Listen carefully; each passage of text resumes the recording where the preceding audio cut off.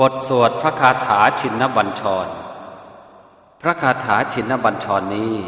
เป็นการอัญเชิญพระพุทธานุภาพแห่งพระบรมศาสดา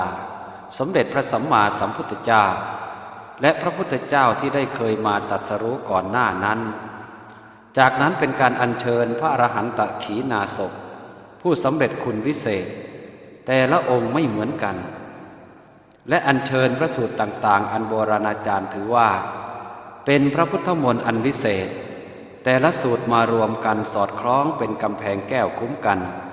ตั้งแต่กระหม่อมจอมขวัญของผู้ภาวนาพระคาถาลงมาล้อมรอบตัวจนกระทั่งหาช่องโหว่ให้อันตรายสอดแทรกเข้ามามิได้อานุภาพพระคาถาชินบัญชร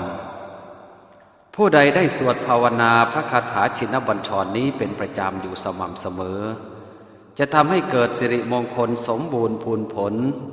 ศัตรูหมู่พานไม่กล้ากล้ำกลายไปทางใดย่อมเกิดเมตตามหานิยมเกิดลาภผลพูนทวีขจัดภัยจากพูดผีปีศาจตลอดจนคุณไสยต่างๆทำน้ำมนต์รดแก้สัพพโรคเป็นสิริมงคลแก่ชีวิตมีคุณานุภาพตามแต่จะปรารถนาจะเดินทางไปในที่ใดๆสวด10 จบแล้วอธิษฐานจะสำเร็จสมดังใจปรารถนาเพื่อให้เกิดอานุภาพยิ่งขึ้นก่อนเจริญภาวนาคาถาชินบัญชรให้ตั้งนะโม3 จบแล้วระลึกถึงและบูชาเจ้าประคุณสมเด็จด้วยคำว่าปุตตะกาโมละเพปุตตังธนกาโมละเพทนังอัตถิกาเยกายะยายะเทวานังปิยตังสุตวาอิติปิโสภควายะมะราชาโนท้าวเวสสุวรรณโนมะระนังสุขังอะระหังสุขโตนะโมพุทธายะชยาสนากตาโพธาเชตวามารังสวาหานังจตุสาจาสพังรสังเยปิเวงสุนราสภาตันหังกราทโยโพธาอันทเวสตินายกาสัพเพปเตนทิตาไมหังมาทะเกเตโมเนสราสิเสปเตนทิโตไมหังโพโธธัมโมทวิโลจเนสังโฆปเตนทิโตไมหังปุเรสัพพคุณากโรหะทะเยเมอนุโรธโทสาเรโพโทจะทังคิเนโกนันโยเป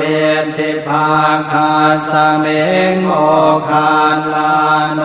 จวามะเกทาคิเนสวเนมไอหังอาสงอานันทราอุโลกาสโปจมหานาโมอุภาสงวามโสตะเกเกสันเตเป็นทิภาคาสเมงสุริโยวะปะพังกโรนิสินโนสิริสัมปันโนโสภิโตมุนิปุงขโวกุมารกาสโปเทโรมเหสิเจนตวาทโกโสมัยหังวัฒเนนิจังปเตทาสิกุณากโรปุณโนอังคุลิมาโรจะอุปาเลนันทเสวะเลเทราปัญจอิเมชาตานราเตติรกามมาเสสาสิติมหาเทราวิจิตาชินสาวกาเอเตสิติมหาเทรา ชิตวันโตชิโนรสาชลันตาสิระเตเจนะอังคมังเกสุสันติตารัตนังปุระโตอาสิทาคิเนเมตตาสุตตะกังทัชฌาคังปัจจโตอาสิวาเมอังคุลิมาลกังขันธโมรปเรตัญจะอาตานาติยสุตตะกังอากาเสชะทนังอาสิเสสาปาการสันติตาชินานานาวรสังยุตตาสัตตาปาการรังกตาวาตาเปตาติสัญชาตาปาหิราชาตุปัตถวาอเสสาวินยังยันตุอนันตชินเตชะสาวัสโตเมสเกเจนะสัทธาสัมพุทธปัญชเรชินปัญชรมาชามหิวิหารันตังมหิตะเลสัทธาปาเลนตุมังสาเพเตมหาปุริสาสภาเยเจวมันโตสุโคโตสุราโคชินานุภาเวนะชิตุปัฏฐโว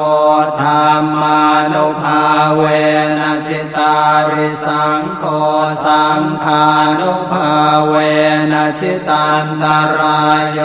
สัทธามานุภาวะปาริโตจารามิชินปัญชเร